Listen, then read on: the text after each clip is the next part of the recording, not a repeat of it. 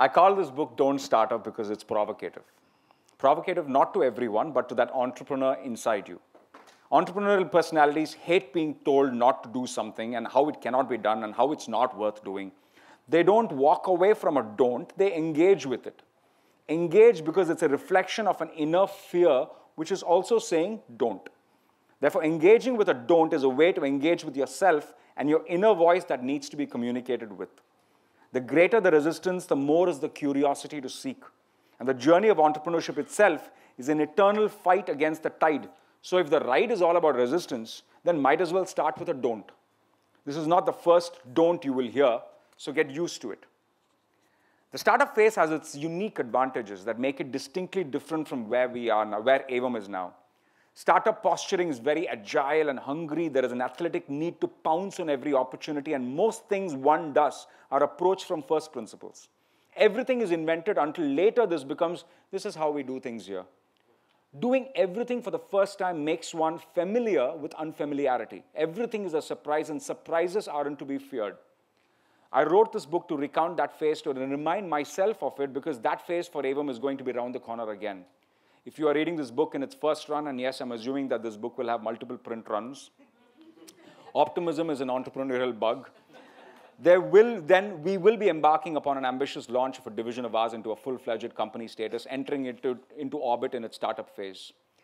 Life doesn't afford you many youths, and once you age, it's irreversible. Entrepreneurship, on the other hand, gives you many lives. It's your choice to go back and again be an infant and an adolescent and then grow up all over again, and no two lives will be the same.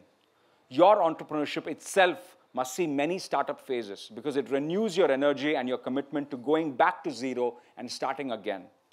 15 years of Avam, and it has been quite a ride. I often think of that younger version of myself who kick-started this, and I'm filled with gratitude for the temperament and the ecosystem in which he had this dream. It takes a comfortable bed, a happy thought, reassurance, the right temperature, and imagination to dream well, and a lifetime of rigor to realize it. Because if there is one thing I would wish for each and one of you, it would be to do what you love doing and all that you love doing as many times as possible within this lifetime. And to do so lifelong in these modern times, one will have to make a living out of that thing you love doing. You, your family, your society, all should be able to relate to it and get from it in order for this attachment to last a lifetime.